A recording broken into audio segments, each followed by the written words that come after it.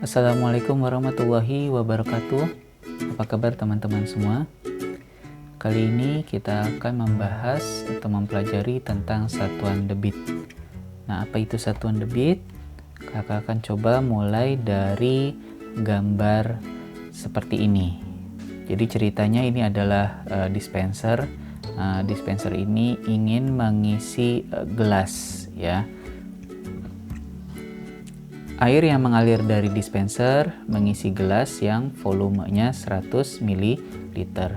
Jadi volume dari gelas ini itu sebesar 100 ml.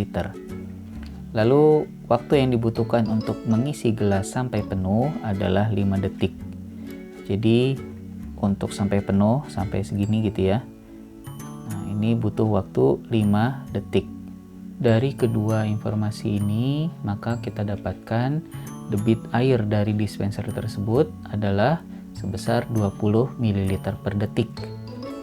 Nah, dari mana nih 20 ini kita dapatkan?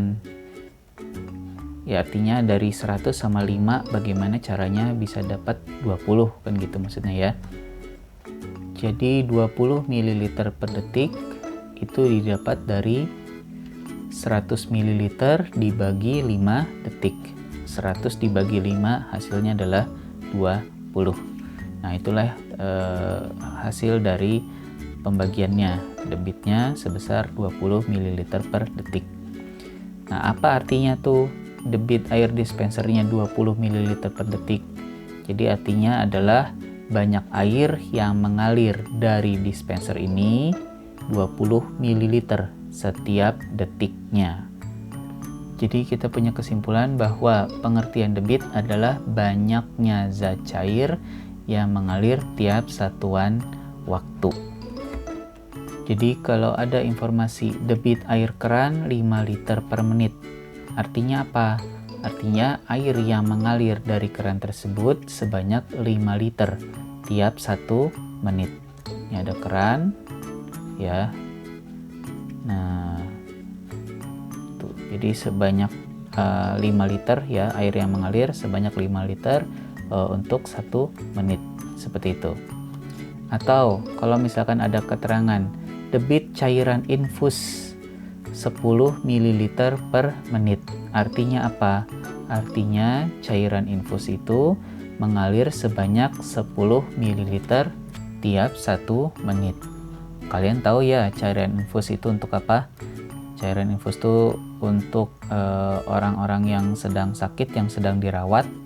Nah, biasanya mereka mendapatkan asupan cairannya ataupun makanannya itu melalui infus, kan gitu. Biasanya ini kan digantung gitu ya. Nah, ini digantung. Nah, nanti baru si selangnya itu masuk ke tangan kita, seperti itu. Jadi debit ini selalu berhubungan dengan zat cair. Zat cairnya itu tidak harus selalu tentang air saja, ya bisa tadi tentang cairan infus, mungkin saja dengan kecap ya, atau bensin dan lain-lain. Nah, itu adalah pengertian dari debit. Nah, sekarang bagaimana rumus menghitung debit? Sebetulnya dari keterangan ini bisa kita simpulkan ya bagaimana menghitung debit. Debitnya 5 liter per menit. Liter itu adalah satuan volume dan menit itu adalah satuan waktu. Jadi untuk menghitung debit adalah volume dibagi waktu.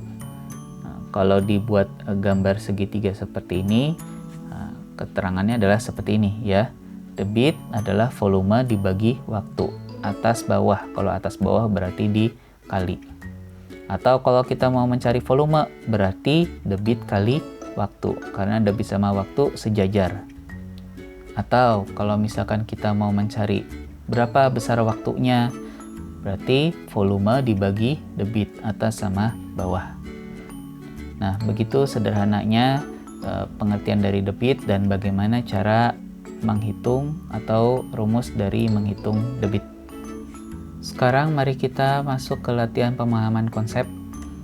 Sebuah bak mandi memiliki volume 240 liter.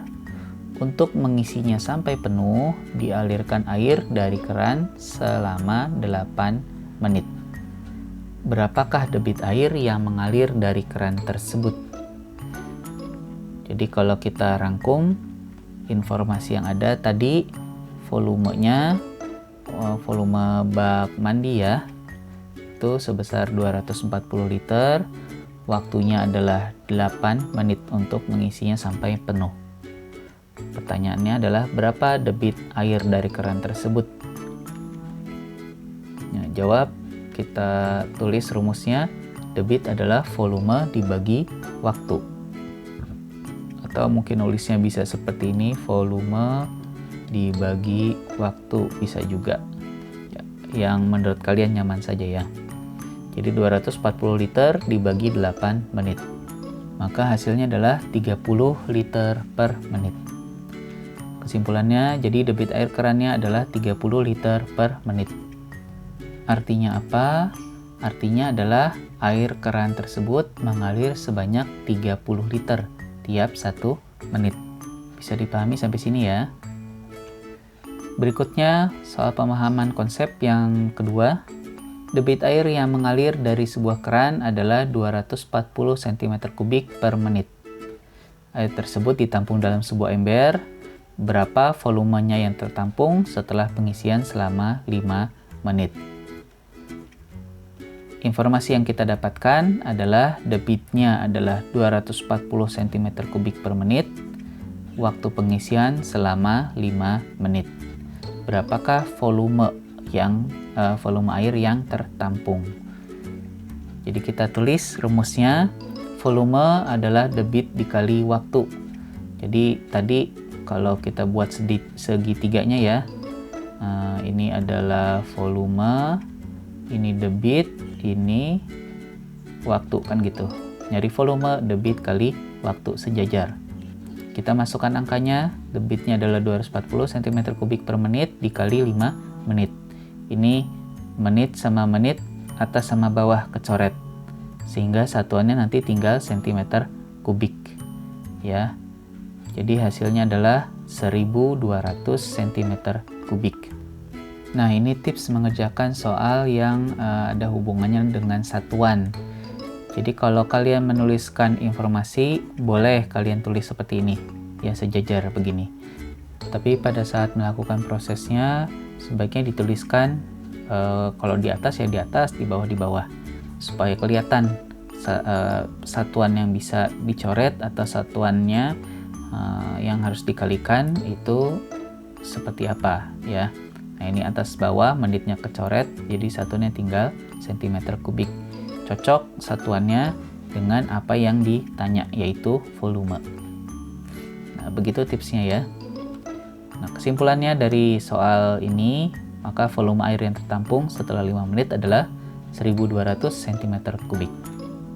Berikutnya soalnya adalah berapa waktu yang diperlukan untuk mengalirkan air sebanyak 420 ml jika debit airnya adalah 60 ml per menit. Baik, kita tuliskan informasinya yang ada. Debitnya adalah 60 ml per menit, volumenya adalah 420 ml. Yang ditanya adalah waktu. Berapa lama waktu yang dibutuhkan untuk mengisi volume air sebanyak ini? Mari kita jawab. Jadi dari segitiga yang ada tadi, volume, lalu debit, waktu. Untuk mencari waktu berarti volume dibagi debit. Maka 420 ml dibagi 60 ml per menit. Membagi adalah kali kebalikan, maka 60 dibalik menjadi 1/60 ml per menit dibalik menjadi menit per mililiter. Di sini kalian perhatikan satuannya mililiter dengan mililiter tercoret ya atas sama bawah, sehingga satuannya tinggal menit. 60 dan 420, 42 bagi 6, 7 ya. Itu dia. Hasilnya adalah 7 menit. Maka kesimpulannya, waktu yang diperlukan untuk mengisi air sebanyak ini adalah 7 menit. Nah, semoga dari bahasan pengertian tadi dan contoh-contoh soal pemahaman konsepnya bisa kalian pahami, sehingga untuk selanjutnya nanti kalian bisa mengerjakan soal-soal yang lebih menantang lagi tentang debit. Baik, semoga video kali ini bermanfaat dan menambah pengetahuan kalian. Sampai ketemu di video berikutnya. Assalamualaikum warahmatullahi wabarakatuh.